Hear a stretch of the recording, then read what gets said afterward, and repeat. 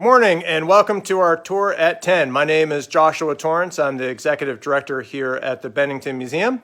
And today we're bringing you tales from the collection storage. We're finding some fun objects that are back in storage that sometimes get out on view and sometimes they don't, but we wanted to have the opportunity to highlight some of them during this crazy time we're living in. So today, Callie's got something really cool for us to take a look at. Let's go find Callie and see what she's got.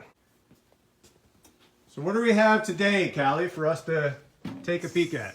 Today, we have one of my favorite military uniforms in the collection. We have a large collection of military uniforms. This whole bay here is all military uniforms, mostly worn by local Vermonters.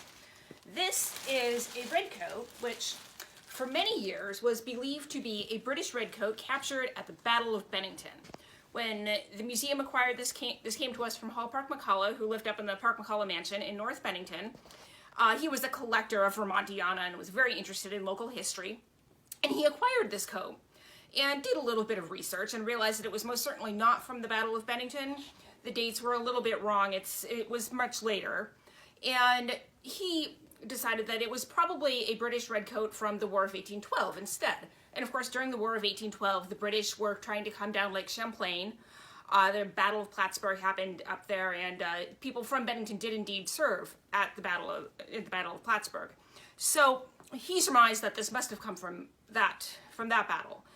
A few years ago, we did an exhibit here at the museum on the War of 1812, looking at the Battle of Plattsburgh, and I was looking at this particular uniform because we had this uniform and we had some local blue uniforms that were worn by local militia people.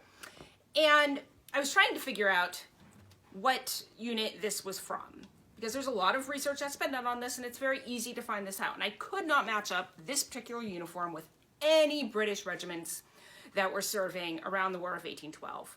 So I looked into this a little bit more and I realized that the local Vermont militia at this time sometimes wore red coats.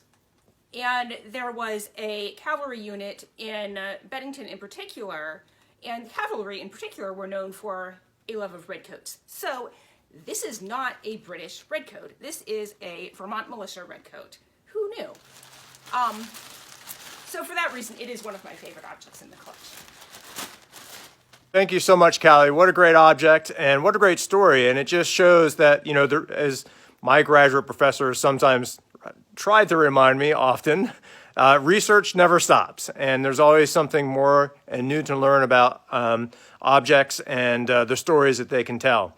So as you look at that redcoat, maybe you could think about who was wearing it and what they were going through and the emotions they would have felt as they went off to battle and to war.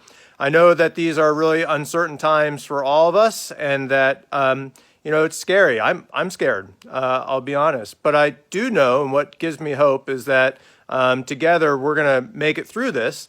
I know that not only is Bennington strong, but I think Vermont is strong and our country is strong, and we are going to come back from this, and we're going to do great. There are a lot of organizations and businesses that are doing the best they can in these crazy times. It's the local scene that I think connects us all and keeps us upbeat. If you're so inclined, the Bennington Museum would love to have your support. You can buy a membership. You can go online and buy a membership. You can share these videos. That would be a great way for you to help support us. We're striving to stay connected to you all during this crazy time. We can't wait to invite you back and see you back here in the galleries. The best days for us are when we have people here enjoying the objects as much as we enjoy them. So thanks so much for tuning in to today's Tour at 10. We can't wait to see you next time. Stay safe, everyone, and be well.